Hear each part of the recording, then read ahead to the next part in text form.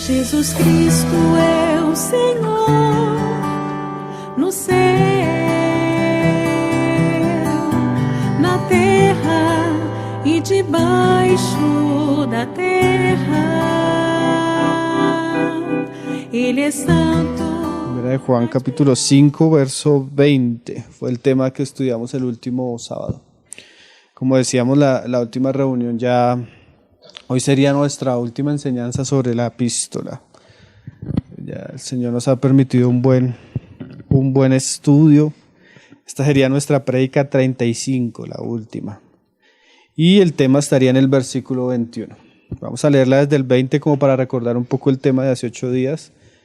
Y bueno, vamos a leer el 21. Dice: pero sabemos que el Hijo de Dios ha venido y nos ha dado entendimiento para conocer al que es verdadero, y estamos en el verdadero, en su Hijo Jesucristo.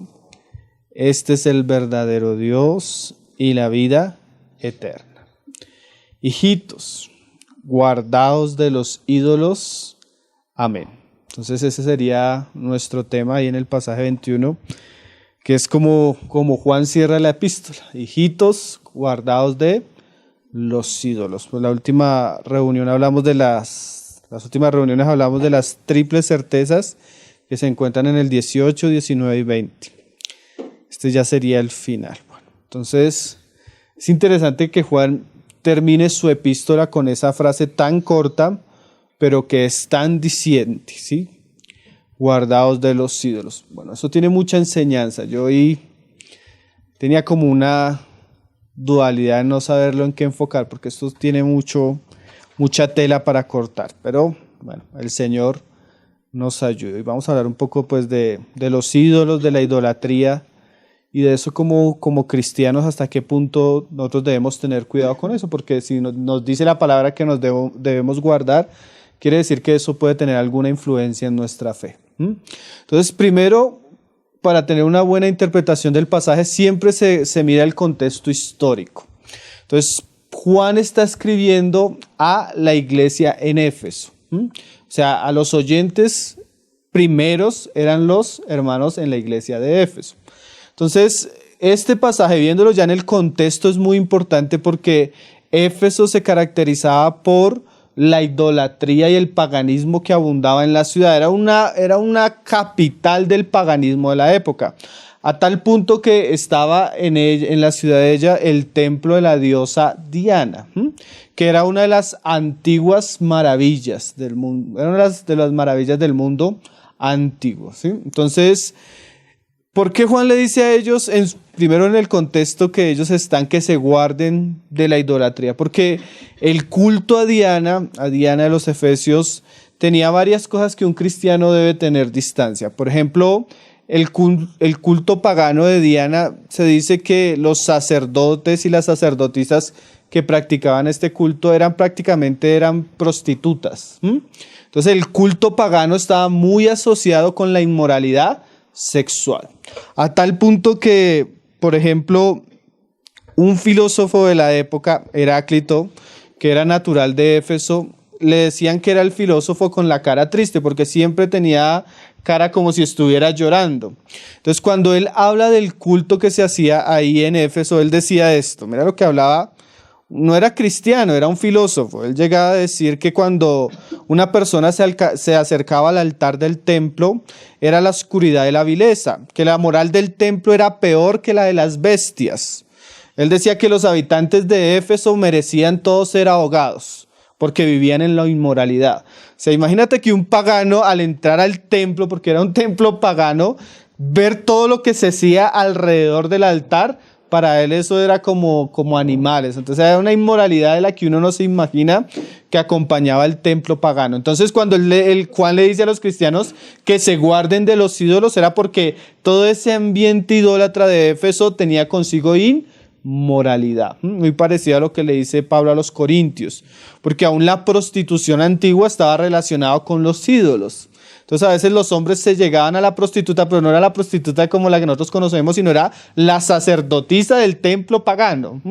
Era una cosa que para nosotros es difícil de entender, ¿no? Pero pero así era la idolatría de la época. También se asociaba, bueno, el templo con toda una cantidad de fetichería que se vendían, ¿sí?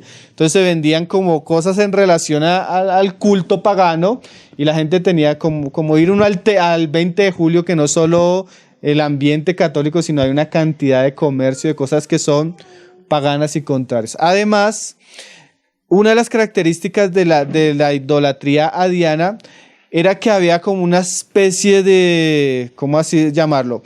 Una especie de asilo a los delincuentes. Entonces, cuando una persona cometía un delito y se metía en el templo, no lo podían coger las autoridades, porque de alguna manera se protegía a los delincuentes, ¿sí? Entonces hay algunos hasta escritores romanos de la época que hablan que la ciudad de Éfeso era una guarida de bandidos, y los bandidos no estaban en las calles, sino estaban en el templo de Diana, porque ahí no podía entrar la autoridad, o sea, se protegía a los delincuentes. Entonces era una cuestión bien oscura. Entonces seguramente por eso Juan habla de guardados de los ídolos, porque el ambiente pagano de la ciudad era terrible. Además, abundancia de brujería, abundancia de astrología, abundancia de hechicería, eso era lo que caracterizaba a la ciudad de Éfeso. Entonces, bueno, por eso uno nota que Juan habla de guardados de los ídolos. Pero hay una enseñanza un poco más profunda en el asunto y más amplia, que es lo que nosotros hoy vamos a estudiar hoy. Porque no es el único pasaje del Nuevo Testamento que nos habla de la idolatría. Vamos a leer algunos más. Pablo también habla de eso. Si quiere leer 1 Corintios 10:14, Pablo nos habla también de cómo el cristiano debe relacionarse con la idolatría. Ahorita vamos a hablar un poco de eso. 1 Corintios 10:14 dice: por tanto, amados míos, huid de la idolatría. Y también encontramos un pasaje en Hechos que cuando Pablo llegó a Atenas, su espíritu se enardecía al ver la ciudad que es sumergida en la idolatría. Y tenemos pasajes como 1 Corintios 5, si quiere lo puede leer, donde uno de los pecados visibles que practique una persona que diga que es cristiana, a la cual los otros cristianos no se le deben juntar, es la idolatría. Ahí lo dice, 1 Corintios 5:11 dice: más bien os escribí que no os juntéis con ninguno que llamándose hermano fuere fornicario o avaro o idólatra. Y en Gálatas 5, verso 19, se nos dice los frutos del espíritu no, de la carne. Y entre los frutos que la Biblia considera de la carne está la idolatría. Gálatas 5, 19 dice: y manifiestas son las obras de la carne, que son adulterio, fornicación, inmundicia, lascivia y ¿qué? Idolatría. Entonces el asunto es mucho más amplio de lo que se habla. A veces cuando por eso les decía que yo tenía una dualidad, porque a veces cuando nosotros hablamos de idolatría, nosotros sí, decimos sí, la idolatría es poner cualquier cosa en el lugar de Dios. Cuando yo pongo una persona, pues puedo ser idólatra. Cuando pongo el amor al dinero, al trabajo, a un equipo de fútbol, eso también es idolatría. Pero la idolatría que está hablando en el Nuevo Testamento, aunque se puede aplicar a esos aspectos, definitivamente trata es con las religiones paganas y ocultas de la época. Entonces, cuando Juan le dice a los cristianos que se guarden de los ídolos, es que se guarden de todo ese ambiente pagano, idólatra, de religión falsa que permeaba la época, porque nosotros vivimos en otra época. En la época sí era que se adoraba esto, se adoraba esto, se adoraba esto, y esto, y esto, y esto. Todos los cristianos debían guardarse de todo ese ambiente idólatra. Pero miren, Pablo dice huir, Pablo dice que el fruto de la carne, uno de esos es la idolatría, y Pablo dice que si hay algún hermano que es idólatra, no nos juntemos. Entonces el asunto es más serio. Entonces vamos a ver un poco lo que significa idolatría ya en la suma de la palabra, y lo importante que es este tema para la iglesia en nuestros días. Entonces, bueno, antes de ir al Antiguo Testamento, porque ahí es donde comienza el asunto, donde Dios dice ciertas cosas, vamos a leer ahí el pasaje donde estábamos en 1 Corintios 10, pero ya no el verso que leímos, que creo que fue el 14, sino ahora vamos a leer el verso 6, que es un pasaje donde nos da como una llave hermenéutica para interpretar los pasajes del Antiguo Testamento que vamos a leer. Y vamos a ver cómo esos pasajes son muy aplicables a nosotros y son pasajes que hablan es de idolatría. Entonces mire lo que dice ahí Pablo en 1 Corintios 10, verso 6. Dice, mas estas cosas sucedieron, ¿qué cosas? Las cosas que vivió Israel en el Antiguo Testamento como ejemplos para nosotros, para que no codiciemos cosas malas como ellos codiciaron. Entonces, ahí en el versículo 6 se nos está diciendo que esas cosas, que las que vivió Israel, se escribieron ¿para quiénes? Para nosotros. ¿Para qué? Para que no caigamos en cosas que ellos cayeron. ¿Y en qué cosas cayeron ellos? En muchas cosas.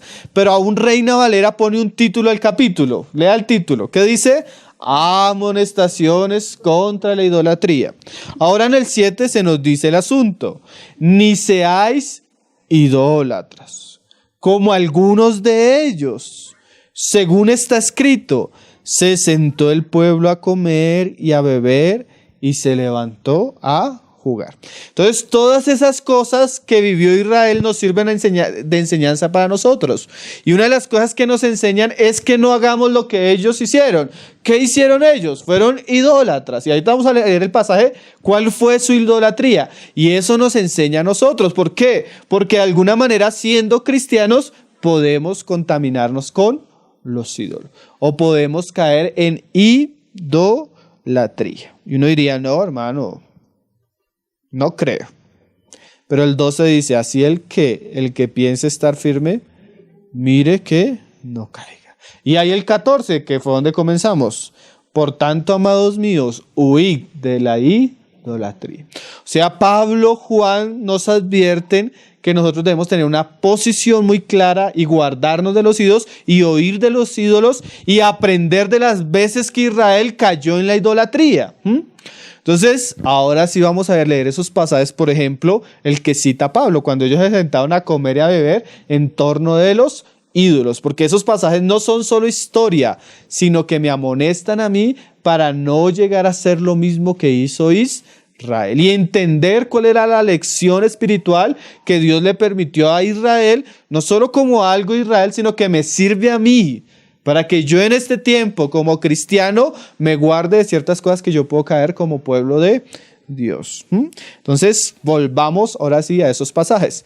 Pero antes de leer los pasajes, vamos a leer Éxodo 20, verso 1, que es el pasaje de lo que nosotros conocemos el Decálogo, los 10 mandamientos, para entender un poco qué es idolatría a la luz de las Escrituras, en su contexto pues general, qué es lo que la Biblia habla de idolatría. Entonces el pasaje que siempre es muy claro en relación a esto es Éxodo 20. Éxodo 20, verso 1. Entonces, antes de leerlo, el pasaje mismo no lo va a explicar, pero ¿la idolatría qué es? La idolatría es cuando la adoración o el honor que solo le pertenece a Dios es entregado, es rendido a una de sus criaturas o a su creación o a la invención de alguna de sus criaturas. Entonces, cuando le quitamos lo que le pertenece a Dios y se lo otorgamos a una criatura o a la creación de Dios o a algo que crea la criatura, ¿sí? Es quitarle el honor, la reverencia, la gloria, la adoración a Dios y entregárselo a alguna criatura o a lo que hacen las criaturas. Entonces, ahí el pasaje nos lo dice. Éxodo 20, verso 1 dice, y habló Dios todas estas palabras diciendo, yo soy Jehová tu Dios, que te saqué de la tierra de Egipto de casa de servidumbre. No tendrás dioses ajenos delante de mí. Ese es el primer mandamiento. Ahora el segundo mandamiento, ¿cuál es? No te harás imagen ni ninguna semejanza de lo que está arriba en el cielo, ni abajo en la tierra, ni en las aguas debajo de la tierra. No te inclinarás a ellas, ni las honrarás, porque yo soy Jehová tu Dios, fuerte y celoso, que visito la maldad de los padres sobre los hijos hasta la tercera y cuarta generación de los que me aborrecen. Entonces el mandamiento era muy claro: no tendrás dioses ajenos delante de mí, no te harás imagen de ellos y no te inclinarás y le adorarás. O sea, idolatría es quitarle ese lugar a Dios, que Dios es celoso, ¿sí? Como lo dice, Él es fuerte, Él ama su gloria y honra su gloria y no permite que sus criaturas adoren y honren otro asunto fuera de Él. Eso es idolatría. Ahora vamos a ver el pecado de Israel. Porque Israel, que conocía estos mandamientos, cayó una y otra y otra y otra. Y usted mira el Antiguo Testamento y con una lectura simple usted se da cuenta que el gran pecado de Israel fue la idolatría. Entonces, el gran pecado de la congregación del Antiguo Testamento fue la idolatría. Y ahora lo vamos a leer para que la congregación del Nuevo Testamento no caiga en lo mismo. ¿Por qué? Porque la historia de Israel nos muestra que ellos cayeron constantemente. Y ahorita cuando usted mire un poco de historia de la iglesia cristiana, usted va a decir, oiga, no es diferente. Entonces debemos tener cuidado de estas cosas y conocerlo a la luz de la palabra para guardarnos de eso. Entonces vamos a leer, bueno, ahora sí el pasaje que estaba citándonos Pablo, que es Éxodo 32, verso 1. Hay una cosa que es muy importante entender en cuanto a la idolatría que hubo en Israel, que era diferente a la pagana, pero igual idolatría. Porque de alguna manera el pagano tenía su dios, que era Astarot, que era Moloch, que era, bueno, cualquiera de los dioses de las naciones. Pero Israel tenía su dios, que era Jehová. Ya ve. Pero la idolatría de Israel no fue quitar a Dios mismo, sino de alguna manera fue poner cosas que hablaban de Dios mismo, o que de alguna manera servían de intermediarios entre ellos y Dios. Entonces usted se va a dar cuenta que ellos le pusieron aún a su ídolo, y cuando celebraron en torno a su ídolo, celebraron en torno al nombre de Jehová. Pero aún así Dios lo consideró una violación del mandamiento. ¿Qué nos muestra eso? Que no es necesario que un hombre rechace formalmente a Dios y a Cristo para ser un idólatra. Él puede creer en Dios, puede creer en Cristo y aún estar en idolatría. ¿Qué también nos muestra eso? Que yo puedo decir que creo en Dios, sigo la Biblia y practicar idolatría. Israel nunca pensó en renunciar a Jehová, pero fue persuadida a poner ídolos delante de su servicio a Dios, que es un misterio. Entonces vamos a leer, que ya viéndolo ahí claramente lo entendemos. Entonces vamos a comenzar a leer Éxodo 32 desde el verso 1. Dice: viendo el pueblo que Moisés tardaba en descender del monte, se acercaron entonces a Aarón y le dijeron: levántate, haznos dioses que vayan delante de nosotros, porque a este Moisés, el varón que nos sacó de la tierra de Egipto, no sabemos qué le haya acontecido. Entonces aquí uno comienza a ver un pasaje que es muy tremendo, hermano. Ellos salieron de Egipto, pero traían los ídolos en el corazón. Y es posible que nosotros en este momento como cristianos, ¿sí? O no solo nosotros, mucha gente que ahora dice que es cristiana, de alguna manera haya salido del paganismo, pero traiga el paganismo en el corazón. Y en cualquier momento lo saca. Porque cuando usted comienza a estudiar la idolatría, usted se da cuenta que no es solo, la idolatría no está relacionada con la cultura pagana de la época, sino está relacionada con el fruto de la carne. ¿Qué quiere decir eso? Que es muy del hombre crear una imagen falsa de Dios y adorar al Dios de la manera que se le da la gana. ¿Cuál es la base de las religiones? El hombre queriendo volver a Dios como a él le parece. Sí, esa es la base de las religiones. Servicio a Dios, pero según lo que yo creo, yo lo que veo, lo que entiendo. Y más terrible cuando uno ha nacido en una generación como la de Egipto, que tenían dioses de todo, pues entonces cuando él quiere hacer su nueva religión, lo que hace es a veces, ¿qué hace? Reciclar los dioses de Egipto. ¿Sí? Eso le pasó a los judíos. Pero hermano, cuando estudiemos ahorita más adelante, usted se va a dar cuenta que eso también le ha pasado a la iglesia en la historia. Entonces es muy importante conocer lo que es idolatría. Vamos a seguirlo leyendo. Dice, y Aarón les dijo, apartaos los zarcillos de oro que están en las orejas de vuestras mujeres y de vuestros hijos y de vuestras hijas y traédmelos. Entonces, imagínate esta frase, todo el pueblo. O sea, hubo un concilio y hubo unidad y hubo armonía y todo, pero en relación a ídolos. Apartó los zarcillos de oro que tenían en sus orejas y los trajeron a Aarón, y él los tomó de las manos de ellos y le dio forma con burí y le hizo de ello un becerro de fundición. Entonces dijeron, Israel, estos son tus dioses que te sacaron de la tierra de Egipto. Y viendo esto, Aarón edificó un altar delante del becerro y pregonó a Aarón y dijo, mañana será fiesta para Jehová. Entonces hicieron dioses, los pusieron delante de él, levantaron dos estatuas una estatua de becerro de oro, inclinaron y se adoraron, pero dijeron que era para Jehová. Pero uno ve con el resultado que el Señor no estaba involucrado, que hay una violación del mandamiento, que hubo pecado y que hubo un juicio, porque más adelante usted nota que hubo una cantidad de muertos por causa de este pecado delante del Señor. Y ahí encontramos el pasaje que Pablo cita. Y al día siguiente madrugaron. A veces no lo hacemos los cristianos, pero la gente en su celo religioso hace muchas cosas. Y ofrecieron holocaustos y presentaron ofrendas de paz y se sentó el pueblo a comer y a beber y se levantó a regocijarse. Entonces, ¿qué hicieron esto? Lo que estábamos diciendo ahorita. Le quitaron la gloria al Señor, el honor al Señor y comenzaron a entregárselo a una imagen que ellos habían levantado con sus manos. Aunque decían que era de Jehová mismo el asunto, la Biblia lo consideró y Dios lo consideró una violación a la gloria de Él y como Él es celoso, Él juzgó el asunto. Pero no es el único caso, tenemos muchos más casos en el Antiguo Testamento. Por ejemplo, leamos el pecado de Jeroboam, ¿sí? ¿Todos conocen la historia? El reino de Israel se divide en dos hijos de Salomón, Roboam y Jeroboam.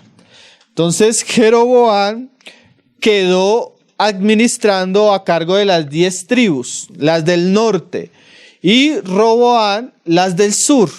Pero entonces, ¿qué pasaba? Jerusalén estaba al sur. Entonces toda la adoración estaba relacionada con Jerusalén, con el templo. Entonces Jeroboam dijo, no, si yo dejo que los de las 10 tribus vayan al sur a adorar, se van a volver contra mí. ¿Sí? Entonces él vio en riesgo su negocio nacional, su reino.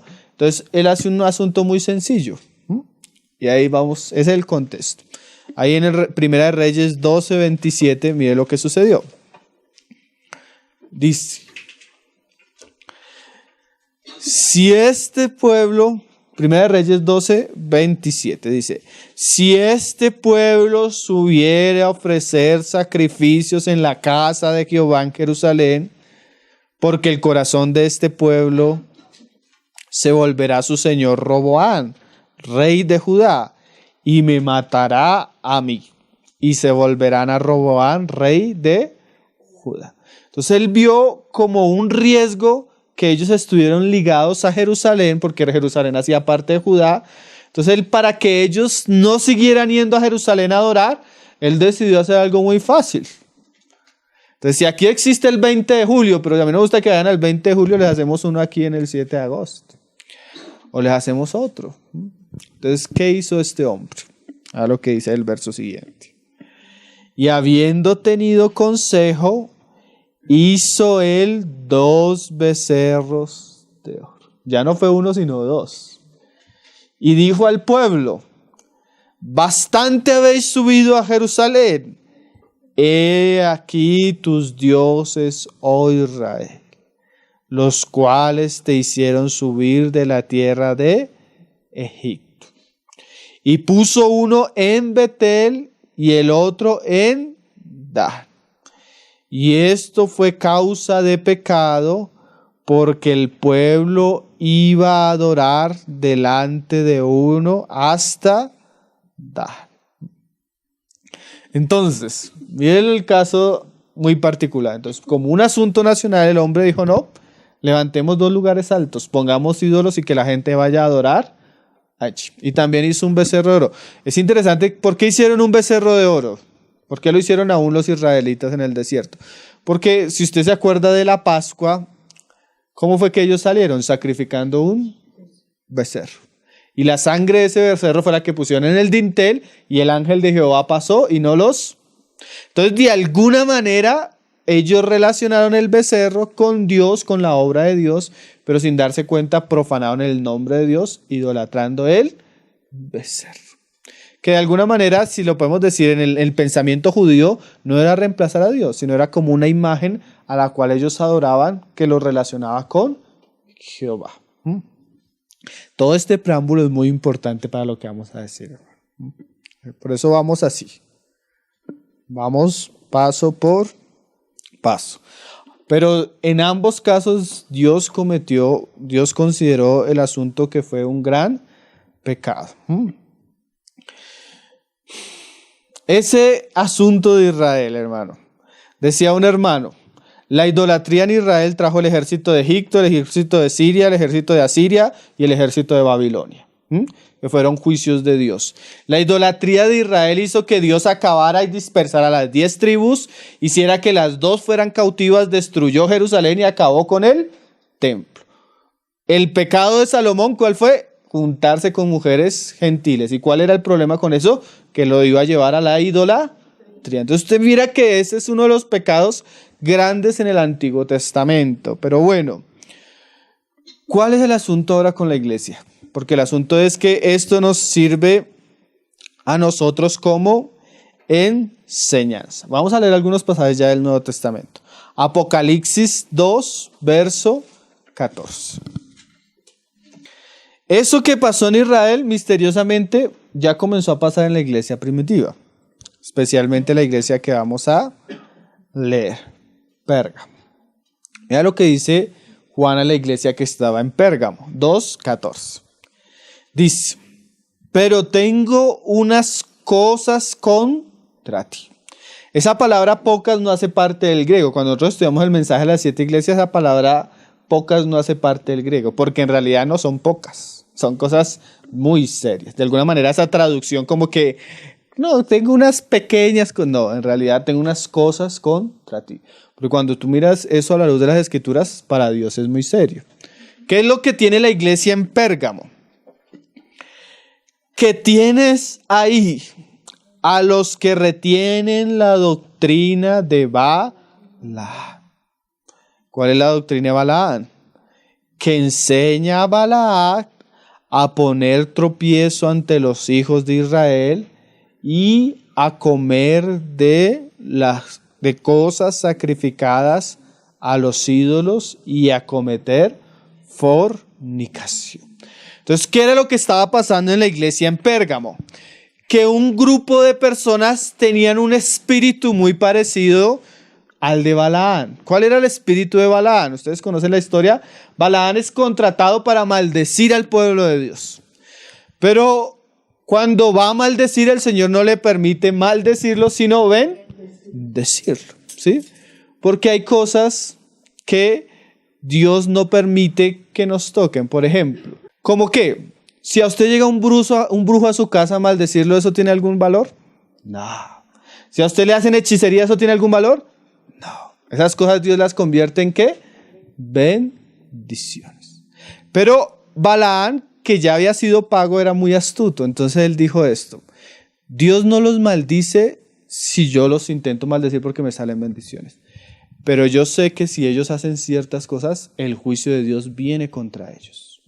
Entonces, ¿qué dijo? Contrató mujeres. ¿Por qué? Porque las mujeres hicieron que ellos llegaran a fornicar y a adorar los ídolos paganos. Entonces, ¿cuál es el asunto? A mí una maldición de un brujo no me puede hacer mucho, pero si algo que me puede traer el juicio de Dios es que yo caiga en fornicación. Esto trae un juicio tremendo. Y otra cosa que trae un juicio tremendo es que yo comience a participar en idolatría, porque la gloria y la santidad de Dios es atentada a tal manera que a Él no le interesa juzgar a su pueblo cuando cae en esos pecados. ¿Sí lo estamos viendo? Entonces, eso sucedió con Balaán. Pero ahora en la iglesia en Pérgamo comenzó a haber un movimiento de personas que comenzaron a introducir el mismo espíritu y comenzaron a llevar a los cristianos a fornicar y a participar de idolatría. ¿Sí? Ese es el problema de Pérgamo, que los cristianos en Pérgamo toleraron esos hermanos. Y más adelante se nos habla también de otra iglesia que toleraba a una mujer. ¿Y qué hacía esa mujer? Seducía a los siervos y llevarlos a pecar, que era Jezabel. Entonces, en la historia de la iglesia, eso ya comenzó a suceder en el tiempo de Juan. O sea, si Juan escribe es porque eso ya estaba sucediendo.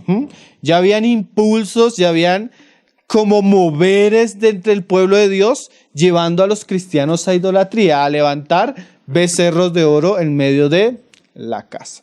Pero bueno, ¿qué es esto? El hermano J.C. Ryle, él tiene un folleto muy bueno que se llama Idolatría. Entonces, él habla que cuando uno comienza a estudiar la historia de la iglesia, especialmente la patrística, o sea, los conocidos padres de la iglesia. ¿Quiénes son los padres de la iglesia?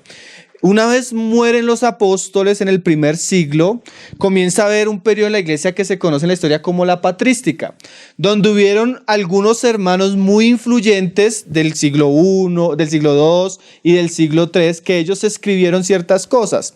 Y ese periodo se llama la patrística, o el periodo de los padres de la iglesia. Entonces, cuando uno comienza a leer la literatura de los padres de la iglesia, que eran cristianos ortodoxos, que defendieron la fe, que fueron perseguidos, uno comienza a notar que la manera de hablar de ellos cambió, porque el tono del Nuevo Testamento es uno, pero el tono de los padres de la iglesia es otro. ¿Por qué?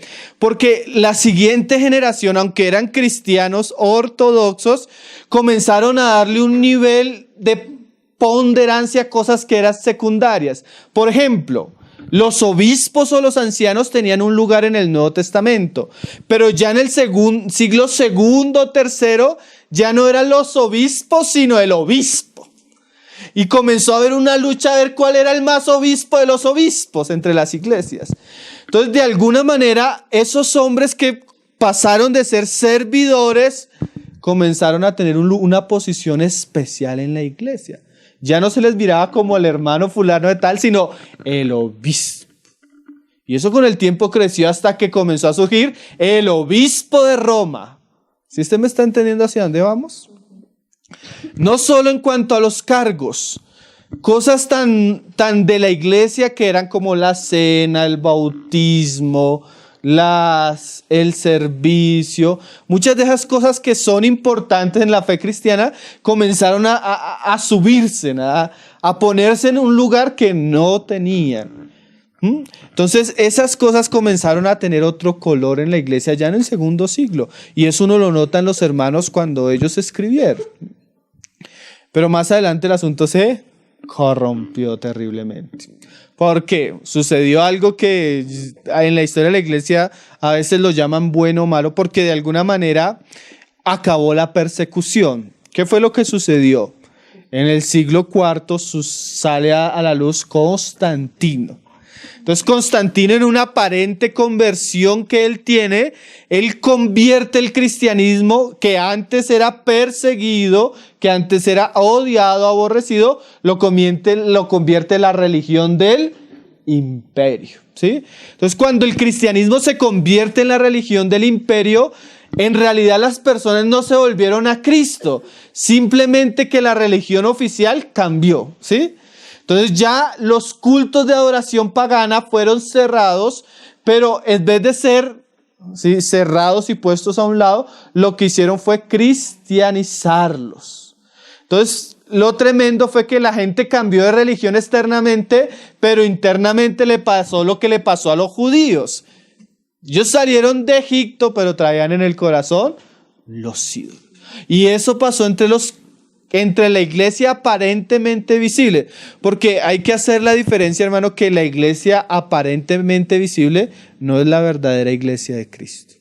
Porque la iglesia de Cristo, la que son verdaderos hijos de Dios, la que Jesús dijo que sobre esta roca él iba a edificar, que las puertas del Hades no iban a prevalecer contra ella, ella siempre se ha mantenido. Pero el cristianismo visible, porque se volvió la religión del imperio, era un cristianismo que absorbió toda la cultura pagana de la época.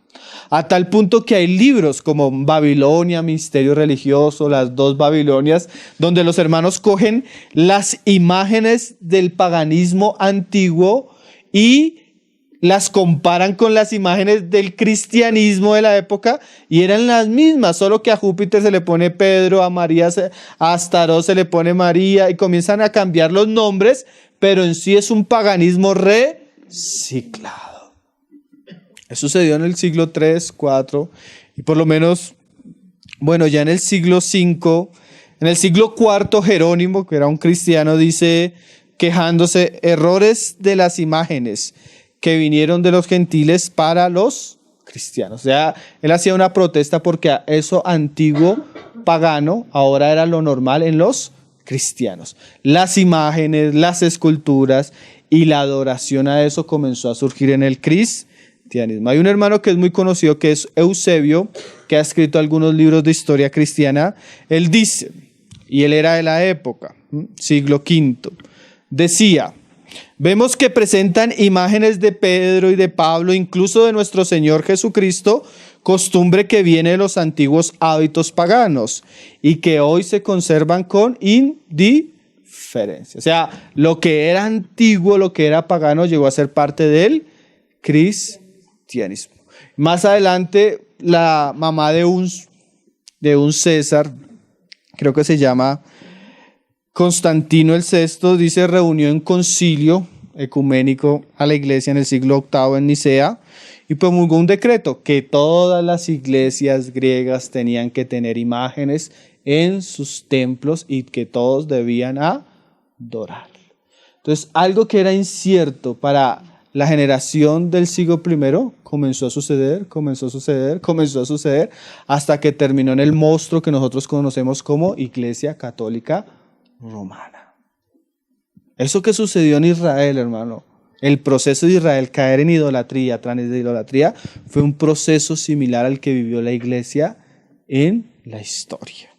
Entonces ese pasaje de Juan, guardaos de los ídolos, que parece como tan cortico al final, era una advertencia de cosas que iban a suceder y que iban a crecer terriblemente en la historia. Oye, hermano, pero usted ¿cómo se atreve a decir que la iglesia católica es idólatra? Eso es un atrevimiento. Que es terrible, hermano. Es una de las cosas que me motivó a irme por este lado. Es terrible escuchar a pastores y a cantantes cristianos decir que los católicos no son idólatras. Es que es tan contrario, hermano. Vamos a ver algunas cosas por qué consideramos.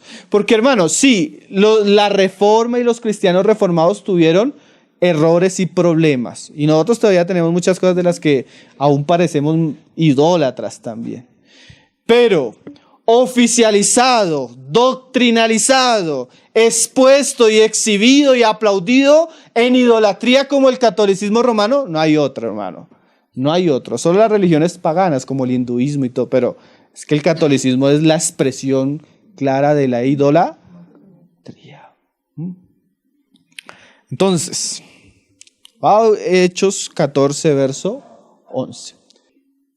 Como decíamos, es que nada tan formal, reconocido y sistematizado como lo que se ve en el catolicismo. Entonces, acuérdese, ¿qué fue lo que hicieron los judíos? Imágenes. ¿Qué fue lo que Dios prohibió en Éxodo? Imágenes. Entonces, tener imágenes y retratos, así sea de santos, en las iglesias, y reverenciarlos sin ninguna base precedente para ello en las Escrituras, y aún la Escritura prohibiéndolo, eso es idolatría. Vamos a leer un pasaje donde, hermanos, es que si hubiera un momento donde hubieran podido canonizar a Pablo y a Bernabé era este. Pablo hace un tremendo milagro, hermano. Un hombre estaba ahí, él vio que tenía fe y le dijo, levántate, era un cojo, y hubo un tremendo milagro. Y ¿saben qué? Estos que eran paganos comenzaron a hacer lo que sabían hacer. Y mira lo que sucedió.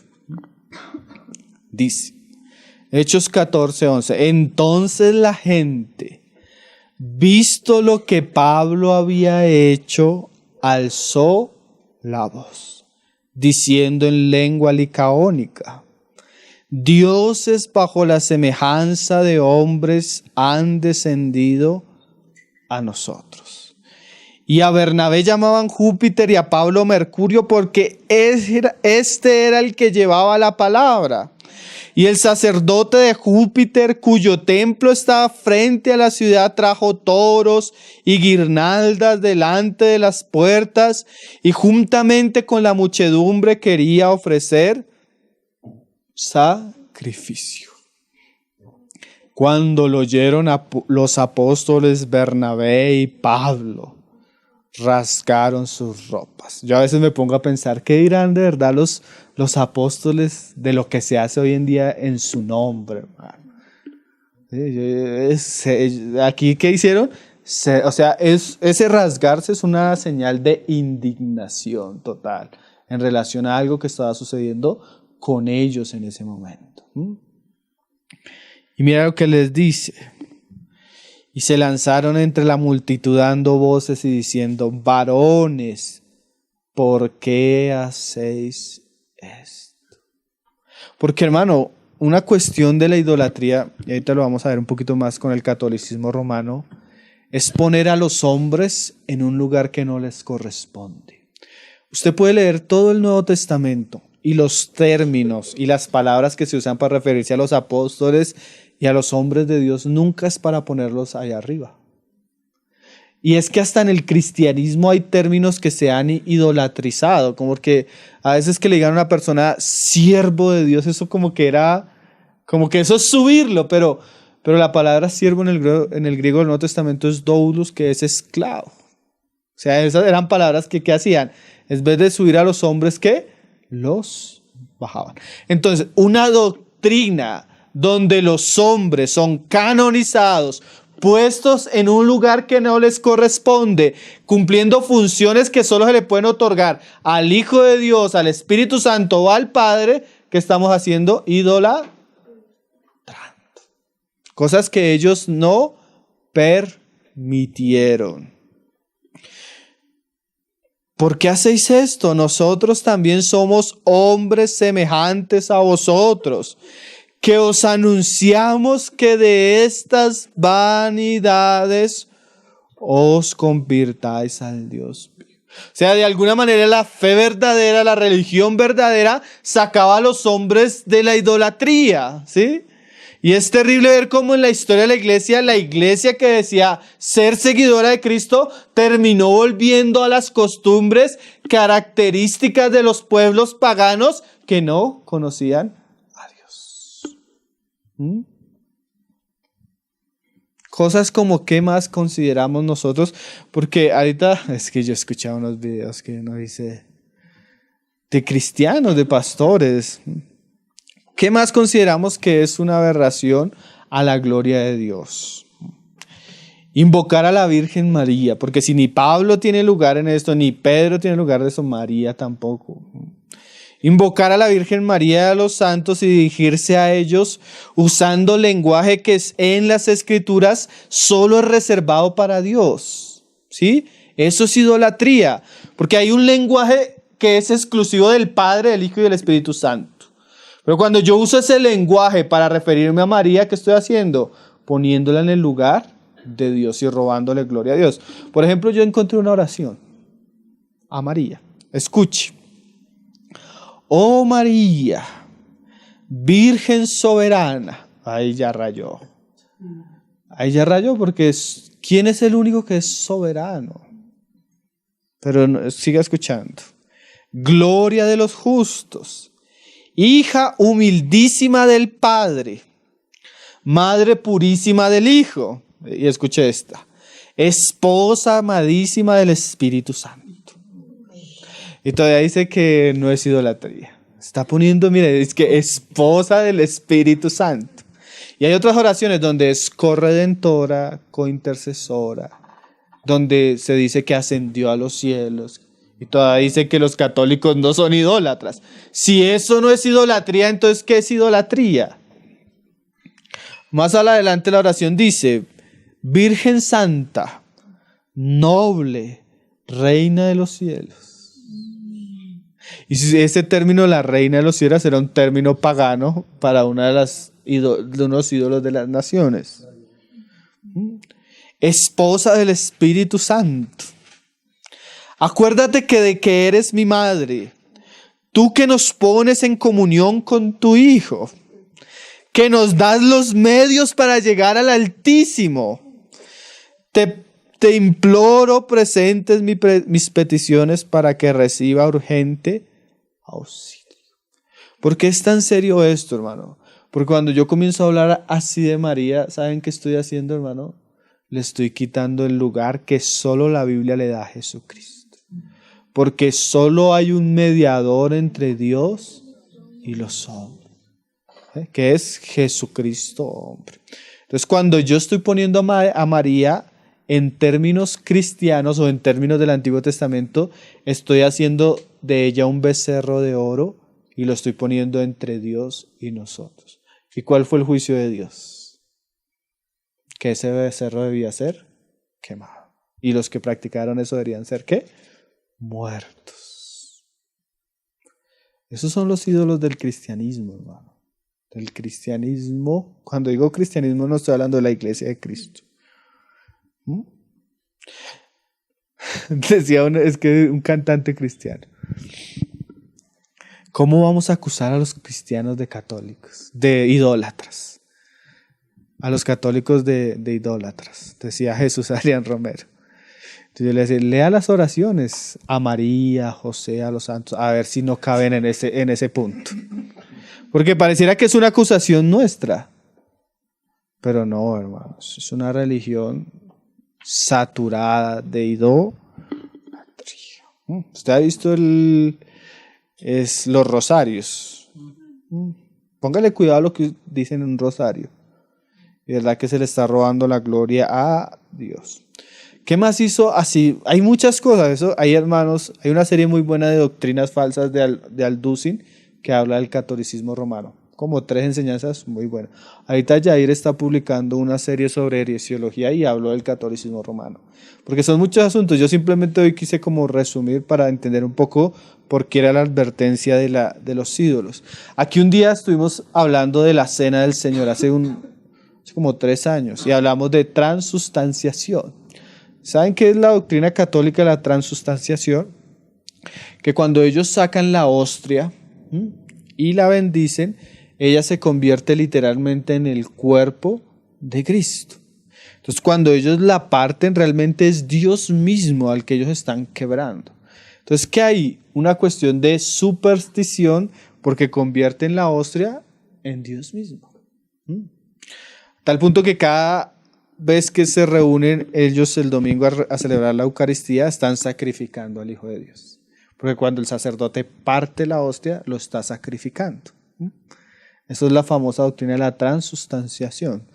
En la Reforma los hermanos se levantaron para denunciar eso, porque es una falsa doctrina. ¿Por qué? Porque convertimos algo hecho por nosotros, un pan, en Dios mismo. Y hay que tener cuidado porque a veces los hermanos no entienden, pero cuando uno habla de la cena hay que tener mucho cuidado.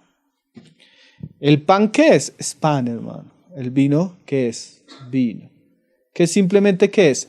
Nos da testimonio de algo que Cristo hizo y que nosotros debemos hacerlo simplemente ¿para qué? Para hacer memorial. ¿Sí? Porque cuando el catolicismo entró con esta doctrina, ¿saben qué pasó? Comenzó a haber una adoración y superstición en relación a algo que aparente como el becerro de oro. El becerro tenía su ligación a la Pascua, y ahora ellos comenzaron a ser supersticiosos con el pan, que sí, el pan tiene relación a algo que Cristo instituyó, la cena, pero lo idolatraron. Y nosotros debemos tener mucho cuidado, porque lo otro que se dice es que sí, pero Israel en el tabernáculo en el templo tenía imágenes, había querubines, habían palmeras, habían esto, pero la actitud de Israel nunca fue adorarlas, ni inclinarse delante de ellas. Eso es lo mismo que hablamos con teofanías, ¿sí? ¿Qué era teofanías? Los profetas tenían una visión de Dios, pero era muy diferente que el profeta tuviera una visión de Dios a que se acabara la visión, él fuera del carpintero, levantara un madero de leño conforme a lo que había visto y lo adorara, ¿sí? La religión judía nunca tuvo el arca del pacto, que los cristianos la quieren recuperar y que hay un... No, los judíos nunca adoraron el arca, nunca adoraron los querubines, nunca se inclinaron delante de ella, nunca le ofrecieron oración, nunca le ofrecieron incienso a eso. Sí, es muy diferente. El problema del catolicismo es que quita lo que le pertenece a Dios, la gloria, la honra, la alabanza, las oraciones, la reverencia, y se la da ¿qué? A una imagen hecha con mano de hombre. Entonces, mucha de su doctrina tiene idolatría. ¿Y qué no hablar de los papas? ¿Qué no hablar de los papas? Segunda de Tesalonicenses 2, verso 4. Este pasaje lo usaban muchos los hermanos en la Reforma y aún después para hablar del Papa. Segunda de Tesalonicenses 2, verso 4. ¿Cómo hablaban cuando usted lee literatura de la Reforma, usted sabe cómo hablaban los cristianos reformados del Papa? Como el anticristo, como la bestia, le decían ellos. ¿Por qué? Basados en este pasaje. ¿Qué decían los hermanos? Dice, hablando, porque este pasaje habla del anticristo. ¿Y qué dice el pasaje? 2:4, segunda Tesalonicenses 2:4. Dice, el cual se opone y se levanta contra todo lo que se llama Dios y es objeto de culto, tanto que se sienta en el templo de Dios como Dios, haciéndose pasar por Dios. Estos hombres entendían la doctrina del papado católico. ¿Por qué? Porque el papa se ponía como el vicario de Dios. Se ponía en un lugar como el representante de Dios. Entonces, para los hermanos en la Reforma era el anticristo. Aún Calvino habla en el libro de las instituciones de la religión cristiana como el anticristo, hablando del sumo pontífice. ¿Pero por qué? Yo creo que Spurgeon lo explica claramente en un sermón. Hay un sermón de Spurgeon que se llama Cristo glorificado. Y él dice esto, hablando del Papa y por qué le llamaban el anticristo. Pero hoy los pastores cristianos dicen que es una bendición el Papa que tenemos. Pero los pastores de la Reforma le llamaban el anticristo. Pero sale Luis Palau diciendo que es una bendición el Papa que ahora tenemos. ¿Por qué? Porque como vivimos en un ambiente tan idólatra, se nos vuelve normal. Y ese es el peligro. Porque muchos de ustedes vienen de una religión absolutamente idólatra y pagana. Así tengan nombre cristiana. Y como estamos tan metidos ahí, no nos damos cuenta de lo aborrecible que eso es para Dios. A tal punto que los cristianos se reúnen con los católicos y oran. A mí me tocó raer de la página toda la sección de alabanza, de oración, porque el yendo al Vaticano a cantar, el otro en un culto ecuménico, el otro en una misa católica, todos los cristianos, los cantantes cristianos famosos participando de este tipo de culto. Todos, hermano. Me tocó uno por uno quitarlo. ¿Por qué? Porque hoy los cristianos no se dan cuenta en qué cosas participan. Mira cómo hablaba Spurgeon del Papa. Cristo nos redimió a su iglesia con su sangre. Cristo no redimió a su iglesia con su sangre para que el Papa pudiese entrar y robarle la gloria. Él nunca vino del cielo a la tierra y derramó su corazón para que él pueda comprar a su pueblo, para que un hombre pecador, un simple hombre, se establezca en alto para ser admirado por todas las naciones y llamarse a sí mismo el representante de Dios en la tierra. Cristo siempre ha sido y será la cabeza de su iglesia. Entonces, cuando el Papa dice que es el vicario de Cristo y que es la cabeza de la iglesia, ¿qué está haciendo, hermano? Está quitando el lugar a Cristo. Está quitando el lugar a Cristo, ¿no? Y dice Efesios 1:22, y sometió todas las cosas bajo sus pies y lo dio por cabeza sobre todas las cosas a la iglesia. Entonces, que un hombre mortal como nosotros se ponga en el lugar de Cristo como la cabeza de la iglesia, ¿eso es qué? Idolatría. Y no solo un hombre mortal como nosotros. En estos días estaba leyendo unos testimonios de unos niños en Argentina, ya son hombres, que fueron abusados, y el que los abusó fue el Papa, el que es una bendición. Porque acuérdese que esta religión pagana no es muy diferente a la de Diana de los Efesios. ¿Qué siempre ha caracterizado a las religiones paganas? Aquí lo hemos estudiado, ¿no? Inmoralidad sexual. ¿Qué caracteriza el catolicismo romano? La gran cantidad de escándalos, de homosexualismo, de violaciones. ¿No es eso? Miren, hermano, yo vi un comentario que hizo un ateo en estos días que estaba tanto revuelo con lo de la adopción de niños, y él decía algo muy cierto. Los cristianos se indignan, no es que yo comparta una parte, pero hay otra parte que sí. Los cristianos se indignan por las cartillas donde está la ideología de género. Pero, ¿dónde están los cristianos que marchan por la gran cantidad de sacerdotes que están siendo expuestos por abuso sexual a niños? Ahí sí ningún cristiano dice nada. Y tiene razón. A veces nosotros como cristianos hablamos del catolicismo como si fuera algo hasta cristiano. Y una gran cantidad de escándalos, de violaciones a niños que usted no se imagina. Aquí una vez lo hablamos cuando hablamos de los nicolaitas. Y cada vez, hermano, escándalos tras escándalos. Y por eso no nos indignamos. Y lo terrible es que, aunque nosotros no lo queramos aceptar, el catolicismo romano lleva el nombre de Jesús y lo profana. Porque cuando usted habla con un musulmán, cuando usted habla con un judío, ellos siempre, porque para ellos cristianos somos todos. Entonces, ¿por qué no se convierte a cristianos? Porque los cristianos son idólatras. Y sí, porque la visión de ellos de cristianos son los católicos.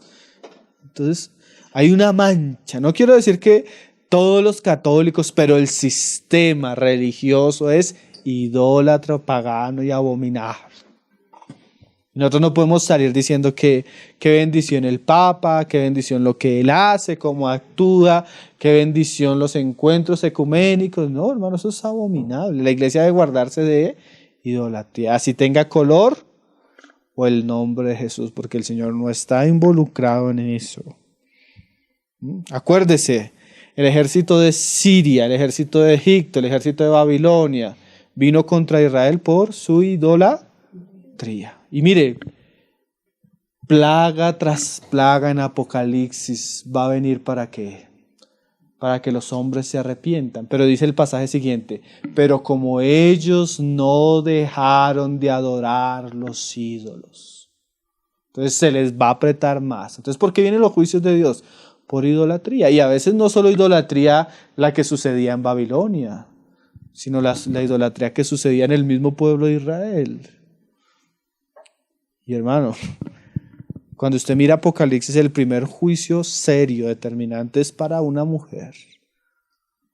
Antes de juzgar el imperio del anticristo, se juzga una ramera. Y esa ramera representa esa religión prostituta pagana que dice que es esposa, pero es una ramera. ¿De quién está hablando?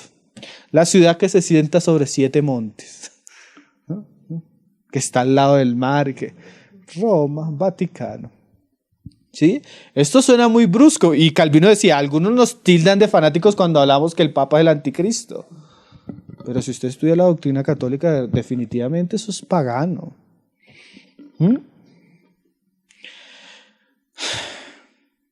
Los católicos, y a esto también se la escuché, es que se la escucha a un cristiano, eso es lo que más me indigna. No es que, dice, es que la teología católica no enseña, ellos prohíben la idolatría. No es que el católico adore, ellos no adoran imágenes, solo las veneran, que es diferente. Entonces la excusa no es adoración, sino es venerar. Pero la diferencia en la Biblia no la hay, hermano. En la Biblia es idolatría. Y el Señor le dijo al diablo. Y eso hay que decirle también a estas personas que hablan así. Al Señor tu Dios, solo a Él adorarás. Y solo a Él venerarás también. Sí, hay que hablar de la manera como habla la Biblia. ¿Por qué? Porque si uno no dice estas cosas, muchas cosas que se están asociando a esta religión, practicando esta religión, no van a ser conscientes de que están practicando algo que está bajo el juicio de Dios y que para Dios es aborrecible. Al Señor tu Dios solo adorarás. Es que el asunto es tan evidente, hermano, que usted coge los 10 mandamientos. Es que es un asunto, no es un asunto de ignorancia. Bueno, de pronto ignorancia el católico común que no lee la Biblia, pero los que organizan y presiden y están allá arriba, los que orquestaron todo el asunto, ellos no lo hacen con ignorancia. ¿Por qué? Usted pone los 10 mandamientos de ahí de Éxodo. Entonces el primer mandamiento es en relación a Dios. No te harás dioses delante de mí. El segundo, ¿cuál es el que nosotros leemos ahí en Éxodo? No harás escultura ni imagen de ni te inclinarás ni la adorarás. Y ahí comienza el tercero, el cuarto, los 10. Entonces, ¿qué hace la confesión católica, el catecismo? El primero, amarás al Señor tu Dios con todo tu corazón. El segundo, no aparece. Lo quitaron de la Biblia, hermano. Lo quitaron de la Biblia. Y ya comienzan con el tercero, que sería no tomarás el nombre del Señor en vano. Entonces, ¿qué hacen para que queden 10? El décimo de la Biblia, que es no codiciarás lo de tu prójimo, ellos lo amplían porque dicen no codiciarás la mujer de tu prójimo, que sería el noveno para ellos, y no codiciarás los bienes ajenos, que sería el décimo. Entonces el último lo doblan para reemplazar el que quitaron. Eso ya es algo directo y eso es abierto.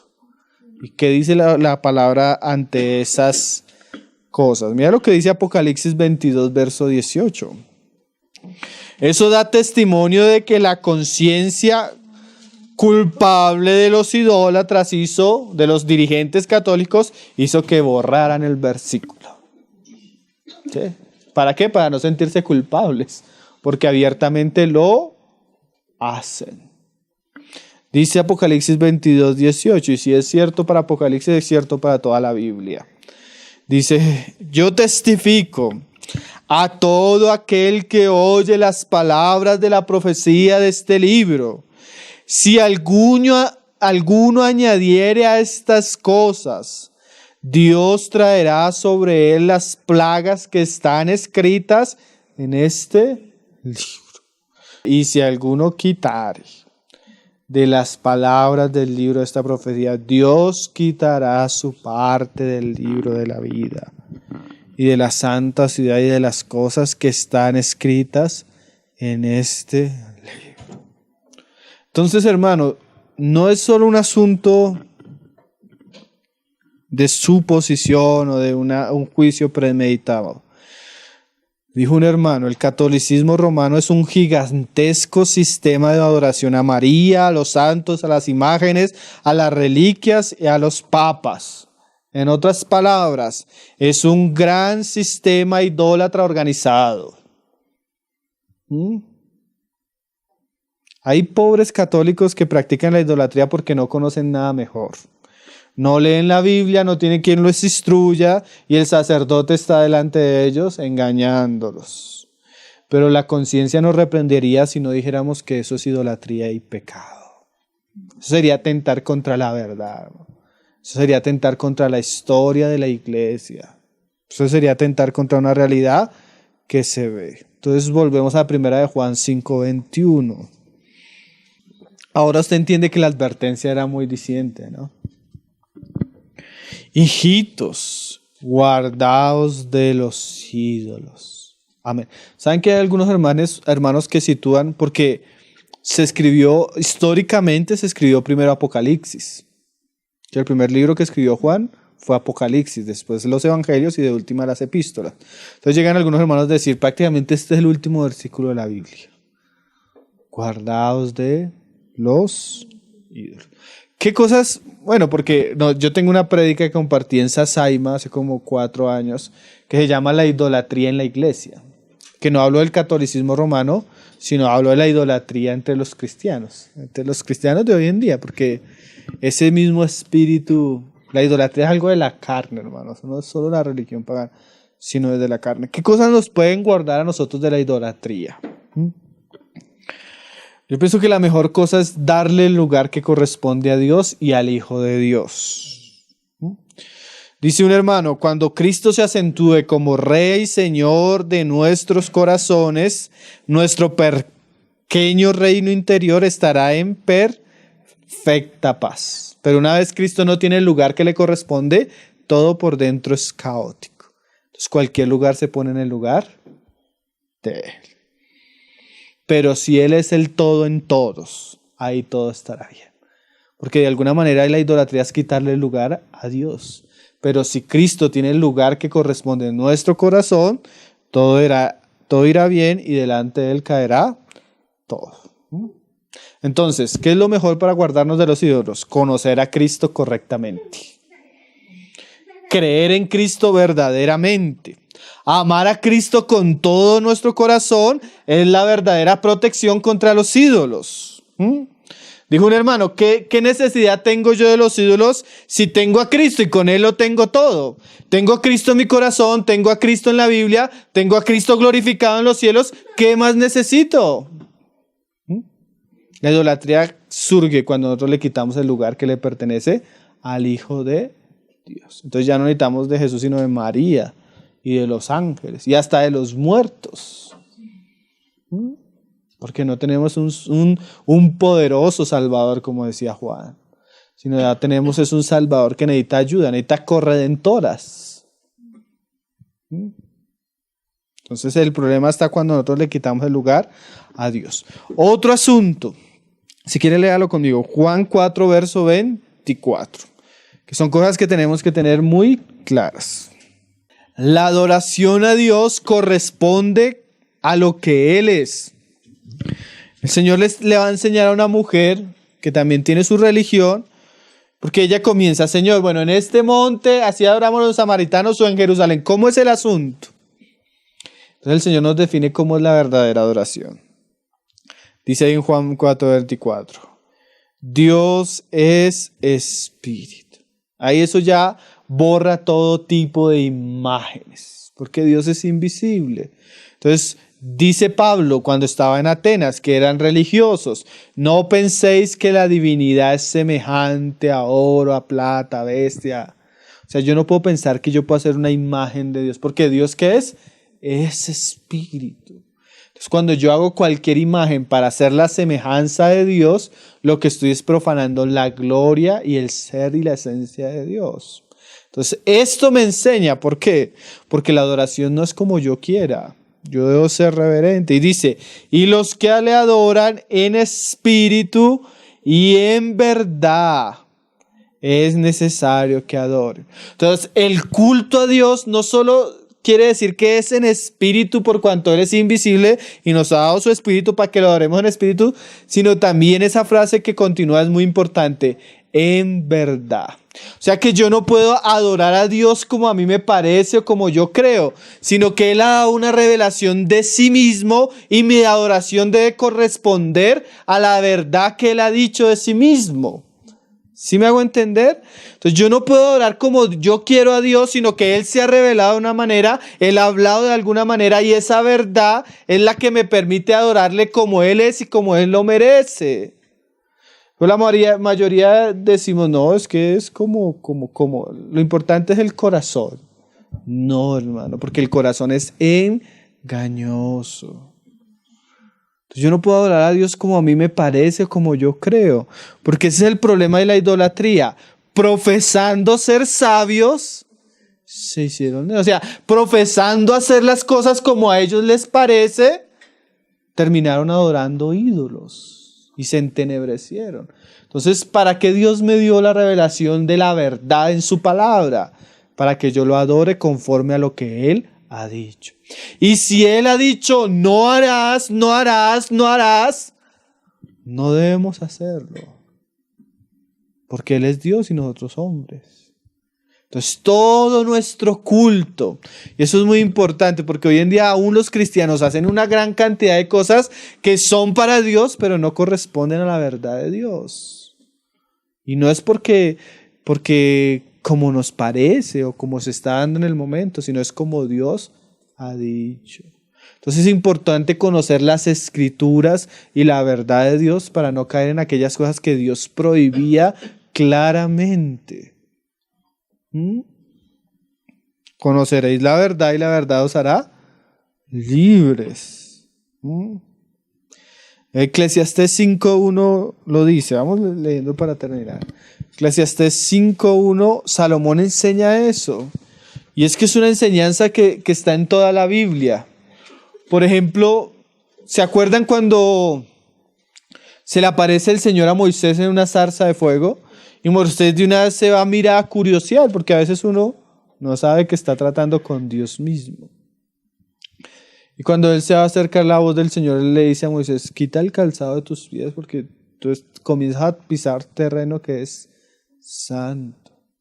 Y definitivamente cuando nos acercamos a Dios debemos tener cuidado porque no estamos tratando con cualquiera, sino con un Dios que es santo y es celoso. Mira lo que enseña el Dios que es santo y celoso. Eclesiastés 5.1 dice, cuando fueres a la casa de Dios, guarda tu pie. Lo mismo que le dijo el Señor a Moisés, quítate el calzado. ¿Por qué? Y acércate más para oír que para ofrecer el sacrificio de los necios, porque no saben que hacen mal. Entonces muchas personas se acercan a Dios apresuradamente, sin conocer a Dios, sin entender quién Él es, y lo que ofrecen a Dios es sacrificio de necios. Y es un sacrificio que trae juicio. Porque Dios aborrece no solo la necedad, sino a veces lo que se le ofrece a Él, pero que no corresponde a lo que Él es. Por ejemplo, los 2 hijos de Aarón, ellos no murieron en una cantina, hermano. ¿Dónde murieron? En la misma casa de Jehová. ¿Por qué murieron? Porque ofrecieron algo extraño al Señor. Fuego extraño. O sea, yo no puedo acercarme a Dios a ofrecerle cualquier cosa porque el Dios que yo estoy ofreciéndole es santo. Y mucho menos hacer lo que hacen en estas religiones que ponen cosas delante de Dios que Dios aborrece, ídolos, imagen, y las adoran. Entonces hay que primero conocer la verdad para poder adorar. La verdadera adoración debe ser bíblica. Hasta cuando comienza uno a examinar las canciones de hoy en día, poco contenido bíblico tienen. Cuando uno estudia la doctrina, no es bíblica. Entonces uno comienza a ver que estamos adorando con fuego extraño, no conforme ni al espíritu, ni a la verdad. Muchas veces porque el ritmo nos gusta o causa ciertas cosas en las personas. Pues la música tiene un poder que hace que a veces, ¿cuántos de ustedes no les pasa con música del mundo? Comienza a escuchar una música del mundo y solo la melodía y el ritmo hace que y usted ni siquiera sabe la letra. No sabe qué está cantando, pero como la música tiene una capacidad de... Y así es la música cristiana, a veces la gente la canta y está atrás de eso y no sabe la letra, ni la verdad que está, ni el espíritu que se está cantando. Entonces debemos tener cuidado porque el culto a Dios es un culto que exige reverencia. También, hermano, nosotros no podemos tolerar en lo que llamamos, en lo que es de Cristo, nada que tenga color pagano. O sea, nosotros no podemos participar. Ese era el pecado de la iglesia que leíamos y es el pecado de Tiatira, que toleras a esa mujer Jezabel, que se dice que es profetisa y enseña y seduce a mis siervos a fornicar y a comer cosas sacrificadas a los ídolos. O sea, estas cosas, cero tolerancia. O sea, en esto debemos ser, esto no es de Dios, hermano. O sea, yo no puedo ir a participar en un evento ecuménico, yo no puedo ir a cantar a cuestiones que son paganas, ni mucho menos traerlas. Yo tengo un documental en la página que es un video que unos hermanos hacen, como unas iglesias carismáticas en Inglaterra que están teniendo ciertos acuerdos con el Vaticano, reciben a un obispo católico y hay una conversación entre el Papa y ellos y hay cánticos y oye, hermano, hay que tener mucho cuidado con eso, que el tolerar estas cosas fue lo que hizo que la iglesia se llenara de ídolos. ¿Sí? Imagínate los cristianos en la Reforma muriendo para poder salvarnos de ese paganismo y hoy los cristianos de nuestros días volviendo a ese paganismo. Eso es totalmente contrario, ¿no? Porque la historia de Israel nos mostraba que ellos no aprendían, ellos volvían. Y así a veces puede ser el pueblo de Dios. Termina volviendo a aquellos lugares de donde nos sacó el Señor. También, cuidado como cristianos, superstición. Nada que el aceite traído de Israel, del monte de los olivos, nada que el no sé qué del no sé qué, todo lo que tenga color supersticioso, hermano. Que los cristianos hoy van del pastor para que le venda el aceite para ungir el carro, como irán del brujo, pura superstición, nos volvimos supersticiosos. Entonces hay que tener mucho cuidado porque todo lo que tenga que ver con superstición, idolatría, objetos o cosas, Dios, mira hermano, aunque nosotros usemos aceite para ungir a los enfermos, no es el aceite el que sana es Dios. Porque entonces como hay pasajes en Hechos, entonces traigan los pañuelos y los bendecimos y los vendemos para que Dios sane. Porque religiones como oración fuerte al Espíritu Santo están plagadas de idolatría. Que la rosa de Sarón, que el aceite no sé qué, que la hoja de no sé qué. Y los cristianos están llenos de esas cosas y eso es paganismo, es hechicería. Entonces hay que tener cuidado con eso. También, porque nosotros hablamos, bueno, es que el catolicismo es formal, es visible, ¿no? Pero entre nosotros también hay un espíritu de idolatrar a los hombres. Poner a hombres en cierto lugar. Entonces hoy los predicadores por encima de la Biblia. Entonces los ungidos nadie los toque, nadie les diga. Entonces están peor que el Papa. Nosotros no podemos poner a ningún hombre, ninguna autoridad sobre las Escrituras, ¿no? Entonces hay que tener cuidado porque ese espíritu es muy común. Entonces todo lo que es idolatría y paganismo, dice la Biblia, guardaos de los ídolos. Hay que guardarnos de todo ese ambiente pagano que a veces está como muy infiltrado. Lo que somos, lo somos por la gracia de Dios. Entonces, bueno, ahí terminamos la epístola. Una epístola. Yo pensé, hermanos, cuando íbamos a estudiar esta epístola, Señor, primera de Juan, pero definitivamente capítulo tras capítulo, que fue un libro de mucha bendición. Entonces vamos a orar para darle gracias al Señor, hermano, por estos temas y el Señor nos guarde de los ídolos. Nos guarde de la idolatría y yo no sé, yo ya estudiando estas cosas ya uno ya no come tan entero cuando se habla de estas cosas como tan, el asunto no es tan liviano, hermanos, como a veces nos lo quieren hacer parecer. Sí, como dijo un hermano de los testigos de Jehová, ni primos hermanos. Señor, conceda que los católicos que realmente están buscando al Señor puedan ser libres de todo eso, porque el Señor dice en su palabra, salid de allí, pueblo mío. O sea, si hay pueblo del Señor ahí, tiene que salir, porque ese ambiente y todo eso está destinado al juicio de Dios. Eso es la Babilonia de nuestra época, ¿no? Y los verdaderos hijos de Dios necesitan salir de ahí. Y el Señor haga su obra. El Señor haga su obra de sacar a los que son verdaderamente suyos de ahí. Pero es contra la Biblia y contra la conciencia decir que eso no es pecado.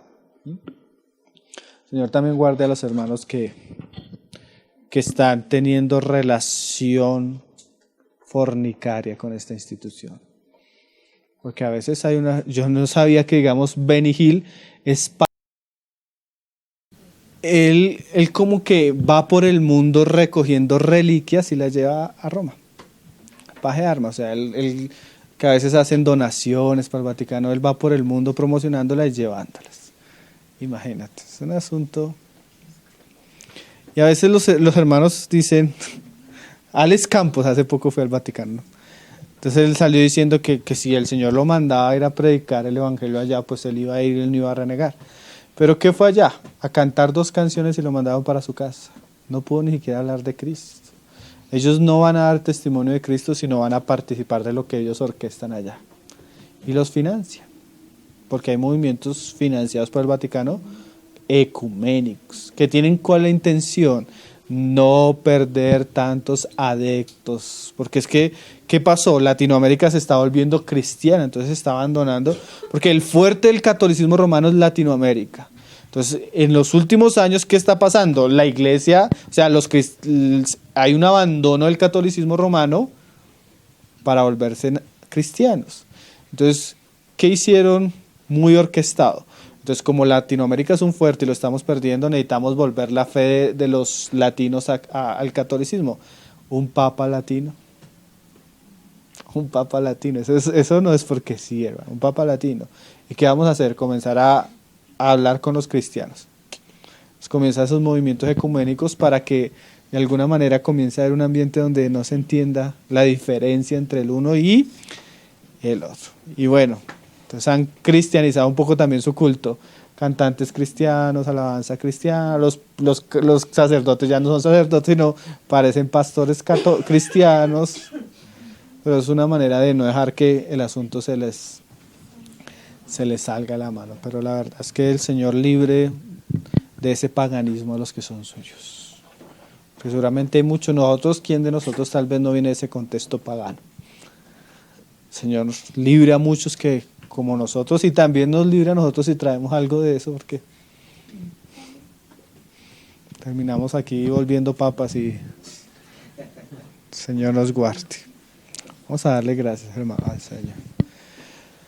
Padre, te damos gracias, Señor, por tu palabra, Señor, por permitirnos estar a tus pies, Señor. Por permitirnos meditar en ella, Señor, y escudriñarla, Señor. Te damos gracias por este libro tan precioso que tú nos dejaste, Señor, y nos has permitido estudiarlo, Señor.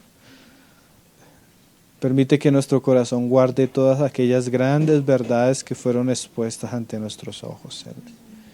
Permítenos que esa palabra que hemos recibido no caiga en tierra, Señor, sino que dé fruto en nuestras vidas, Señor. Gracias por tu palabra, Señor, porque tu palabra es limpia y tu palabra es pura, Señor. Te damos gracias porque conoceríamos la verdad y la verdad nos haría libres, Señor. Y así has venido haciendo tú con nosotros. Poco a poco nos has ido revelando tu verdad, Señor. Nos has ido librando de muchas cosas que antes tal vez no sabíamos ni entendíamos, Señor. Ayúdanos a ser fieles con la verdad presente que hemos recibido de ti. Ayúdanos a ser fieles con el testimonio que hemos recibido, Señor. Ayúdanos a guardarlo y que Él pueda dar fruto, Señor, a muchos, Señor. También bendice, Señor, cada mensaje que se dio, Señor, y permite que llegue a las personas que lo necesitan, Señor.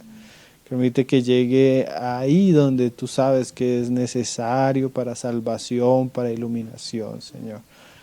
Te damos gracias por estos tiempos, estas reuniones, Señor, que tú nos has permitido hasta el día de hoy, que tanto bien nos han traído, Señor. Te damos gracias. Guárdanos, Señor, de nosotros mismos, de la idolatría. Guárdanos de caer en aquellas cosas, Señor, que muchos han caído, Señor, en aquellas cosas en las que aún tu mismo pueblo se ha deslizado con el tiempo, Señor. Así como tú eres celoso, Señor, ayúdanos a ser celosos con lo que corresponde a ti, a tu gloria, a tu majestad, Señor. Que podamos decir como tú mismo decías, Señor, al Señor tu Dios solo adorarás, Señor. Que nuestra adoración, nuestra alabanza y nuestra vida gire en torno a ti, Señor. Guárdanos de aquello que puede profanar eso, Señor. Aún los ídolos de nuestro corazón, guárdanos, Señor. Que todo caiga, así como los ídolos, Señor, de Moloch caían, Señor. Sus cabezas caían delante del arca, Señor. Así que todo ídolo caiga delante de tu nombre, Jesús. Todos tus enemigos sean puestos al estrado de tus pies, Señor. Y tú seas engrandecido en toda la tierra, Señor. Que toda lengua confiese que tú eres el Señor, Jesús. Y que lo demás caiga a tus pies, Señor. Te damos gracias, Señor. Gracias porque tú nos das entendimiento, tú nos estás abriendo tu palabra cada vez más, Señor. Ayúdanos a perseverar en ella, Señor. Diligentemente y con amor, Señor. Te lo pedimos, Padre, en el nombre de tu Hijo Jesús, Señor. Ao leão de Judá.